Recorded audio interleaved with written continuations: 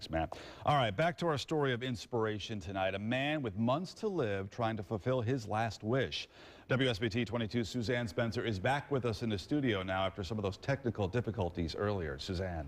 Rick, Jim Hansen's a 72-year-old guy who's dreamed of being a Coast Guard auxiliary member, a volunteer that can help the Coast Guard in all sorts of ways. And even at 72, there is one barrier that's still getting in his way. A typical spring day isn't for Jim Hansen. You're going to lose your sense of humor before the day's over. Today I'm going to lose it? Yep. How'd they put up with me?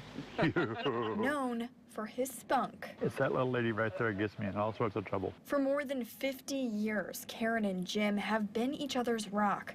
But now Jim has months to live.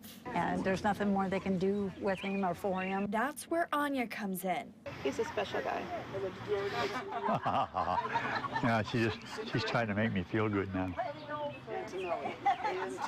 He's a man of a lot of wisdom, a lot of friends. For the past year, she's been his caretaker while in hospice, and she's a civilian volunteer for the Coast Guard. I like to work with people to get their bucket lists filled up, including trying to get Jim on a Coast Guard cutter. But to do that, he has to be a civilian member too. When we took him on for hospice, they asked him about his bucket list, and that was one of the things that he had said. But every civilian member has to get fingerprints. But because of his COPD and failing liver, he can't leave the house.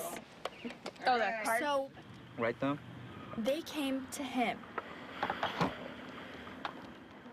It's just celebration, knowing that something that he's been wanting to do becomes a reality rather than just wishing. And his spirit couldn't be any higher. Well, I got to say there's a whole lot of love in there, so that's what I got to say.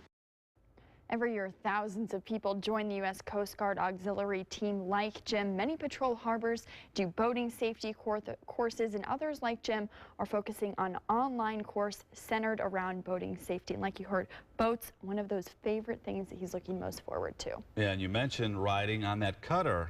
We heard there are going to be a few on the lake shores in Michigan this summer, so Anya already told us she's already trying to get that in order to make sure that he gets on one of those this summer. Oh, I hope it happens. That would be Absolutely. great. Suzanne.